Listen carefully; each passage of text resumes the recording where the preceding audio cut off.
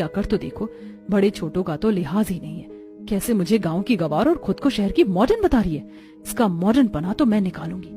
ये कभी भी मेरी बराबरी नहीं कर सकती, ना ही पकवान में और ना ही पहनावे में। आरती की बातें सुनकर सपना मुंह बनाकर वहां से चली जाती है। कुछ ही देर में पूरा परिवार आरती के हाथों का खाना खाता है। इसे कहते हैं खाना। अगर घर में ही रेस्टोरेंट का खाना आ जाए तो खाने का मजा ही कुछ और होता है। बहू, तुमने तो सारी चीज बाहर की बनाई है, घर का कुछ सादा खाना बना लेती। अरे आशा बहू की आज पहली रसोई थी, उसको तो अच्छा लगा, उसने बना दिया।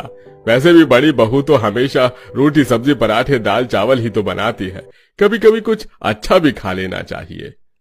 अपनी तारीफ सुनकर आरती सपना को देखने लगती है और सपना आरती को देखकर मुंह टेढ़ा कर लेती है। पहली रसोई के बाद काजल अपना सामान पैक करके हॉल में बैठे अपने भाई से कहती है, भैया, 2 बार ससुराल से फोन आ गया है, मेरा जाना जरूरी है, मुझे मेरे ससुराल छोड़ दो। 1 मिनट काजल, मैंने तुम्हारे लिए अम्ब्रेला सूट बनाया है, मैं अभी लेकर आती हूँ। इतना बोलकर सपना अपनी नंद के लिए सूट लेने अपने कमरे में जाती है और ये देख जल्दी से आरती भी अपने कमरे में जाती है और अपने अलमीरा से अपना मॉडर्न ड्रेस लेकर बाहर आती है। ये खास मैंने तुम्हारे लिए अपने हाथों से बनाया है, तुम यही पहनकर जाना, तुम पर काफी अच्छा लगेगा। दीदी, मुझे जेठानी जी की तरह सिलाई तो नहीं आती, पर शादी से पहले ही मैंने आपके लिए एक ड्रेस ली थी। मैं चाहती हूँ कि आप मेरी ड्रेस पहन के जाओ। वैसे भी इतने दिनों से आप जेठानी जी की ही दी हुई ड्रेस पहन रही हो।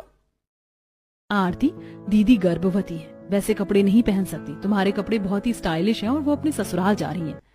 भाभी, आप गांव की गवार है ना, इसीलिए आपको नहीं पता कि जमाना कितना बदल गया है। आप प्रेगनेंसी में भी औरतें ऐसी ड्रेस पहनती हैं, और दीदी आप ही बताओ ना, प्रेगनेंसी में ऐसे कपड़े पहन के लड़कियां फोटो शूट करवाती है, कितना अच्छा लगता है। भाभी, आप दोनों ने मुझे बहुत प्यारी ड्रेस दी है, पर मुझे लेट हो रहा है, इसलिए फिर कभी मौका मिला तो आप दोनों की ही ड्रेस पहनकर यहाँ आऊंगी। अभी मैंने जो पहना है मुझे वही पहनकर जाने दीजिए, मैं ये दोनों लेकर जाती हूँ। अब चलो, बाद में मत कहना कि भैया ने लेट कर दिया।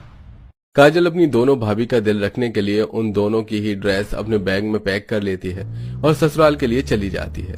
इसी तरह कुछ दिन बीत जाते हैं और आशा अपने दोनों बेटों को कमरे में बुलाकर कहती है, अरे बेटा,